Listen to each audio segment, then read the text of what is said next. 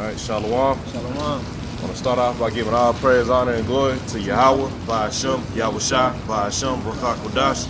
I want to give double honor to our apostles and elders, a great millstone. Peace and blessings unto the hopefully elect. And just about to pretty much go into a lesson about the second death, which is approaching soon, man.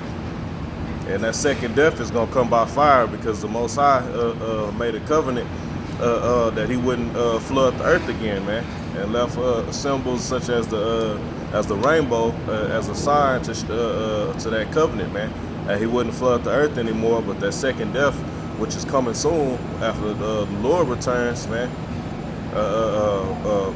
in his glory, is going to be by fire, by the thermonuclear missiles, man. And you see that the thermonuclear talk has been heightening to new heights, man. But now, as of recently, you had like Kim Jong-un basically claiming that he linking up with Trump to to make sure they put in effect a lot of denuclearization, man. But we know the scriptures say basically that when they say peace and safety shall come sudden destruction, man. We see the dollar is being dumped out by other countries right now, so we know that regardless of what these people say, that second coming, which is coming by second death, which is coming by thermonuclear fire, is coming soon, man. And then the same thing that was going on in the times of Noah is still happening today to show you that we that much closer, man.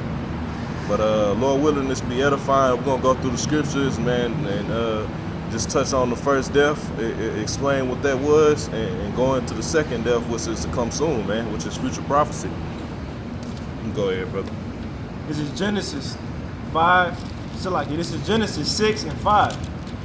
And Yahweh saw that the wickedness of man was great in the earth. And that's what's happening right now, man.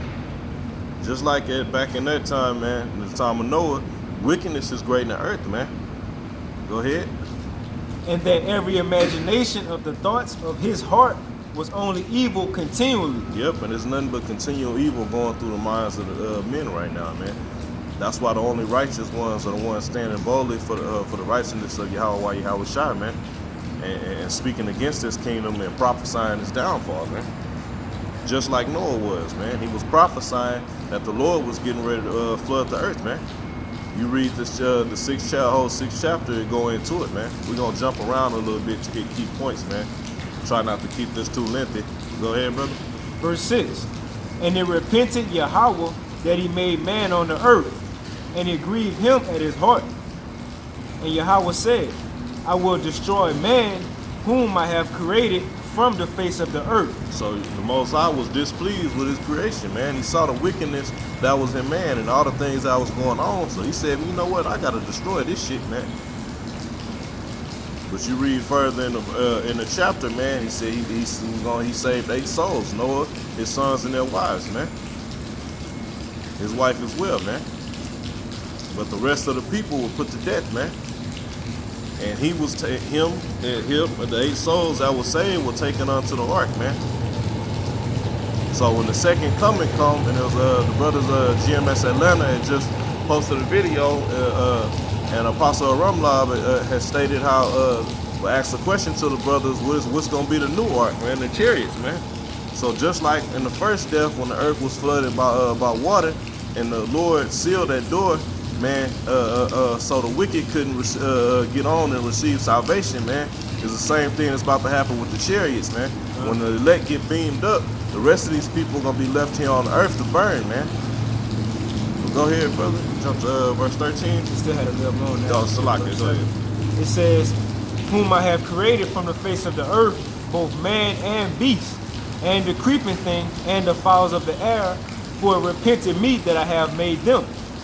Verse 13. We know repented means made sorrow, man. To be made sorrow, man. Go ahead. Verse 13.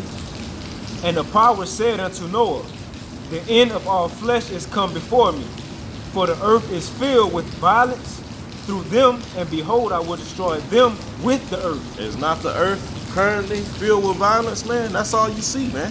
That's why a lot of people say they don't want to watch the news, man, because it's too saddening. There's nothing but violence and terrible things on the news, man. But go ahead. Done. Verse 17. And behold, even I, do bring a flood of waters upon the earth to destroy all flesh, wherein is the breath of life from under heaven, and everything that is in the earth shall die. And that was the first death, man. Yahweh flooding the earth by water to bring destruction and judgment unto the wicked, man. And he saved 8 souls, man. And this time he gonna have 144,000, then an innumerable multitude out of the nation of Israel, Negroes, Latinos, and Native Americans, that he's gonna deliver from his destruction. And we're gonna get into it in a minute. What is that second destruction or the second death according to the scriptures, man? I'm gonna jump over to this is Genesis chapter 9 and verse 14, because the Most High made a covenant. After this first death, he said that well, I'm gonna read it, man, and we'll go into it, man. This is Genesis chapter 9 and 14. It says, and it shall come to pass when I bring a cloud over the earth, and the bow shall be seen in the cloud, and that bow is talking about the rainbow, man. That's why, man, there have been heavy accounts of double rainbows being seen in this past year, man. It's rare that you see a rainbow by itself now, man. You see a double, so when we see that, we know Esau done flipped everything around and he using the rainbow as a symbol of homosexuality, but the men of the Lord know what that sign is, man. Verse 15, it says, and I will remember my covenant, which is between me and you and every living creature of all flesh, and the water shall no more become a flood to destroy all flesh. So his covenant was that he wouldn't use water to destroy all flesh, man. So does that mean that he's not going to destroy all flesh again, or he's not going to judge the earth? No, man, because the same condition that the earth was at that time is in, but now it's even worse, man. All the wickedness throughout history is wrapped up here in Babylon, man. We're going to jump over. You grab that Matthew 24. Okay. This is Matthew 24 and 37. It says, but as the days of Noah were, so shall also the coming of the Son of Man be. Break it down too, bro. Okay. It says, for as in the days that were before the flood, they were eating and drinking and marrying and giving in marriage. Right? So just as the days of Noah were, man, it was much wickedness upon the earth. You know, men walking after the course of their own heart, their own imaginations. Right? So the Heavenly Father Yahweh brought a great judgment by flooding that place, man. So the same thing today, as in the days of Noah. But even worse, it's more wickedness, you know? But as the brother just brought out, it ain't gonna be a flood upon the earth no more.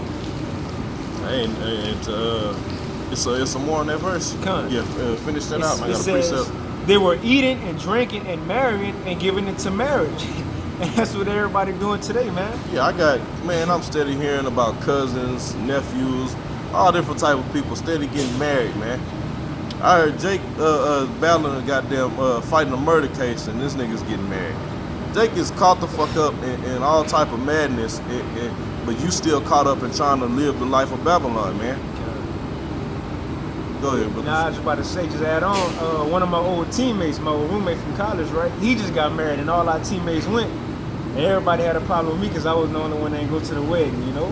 Hey, well, Lord willing, you be the only one that make it on the chariot. The rest of them motherfuckers burn, you know? Man. I'm going to finish. It says, until the day that Noah entered the ark and knew not until the flood came and took them all away, so shall also the coming of the Son of Man be. Yeah, man, everybody partying, man. It's Friday night out here, man, and throughout Babylon, man, before the night even get dark, people partying, man. Downtown is not gonna be calm in a couple hours, man. It's gonna be how they say lit, man. Because nobody is looking, paying attention to the signs, paying attention to the prophecies, listening to the prophets. Everybody's turning a blind eye and saying, man, to hell with what you talking about, but concerning that Bible and Judgment Day and all that, man. But when the time comes, y'all gonna be just like Apostle Gabar always mentioned, man.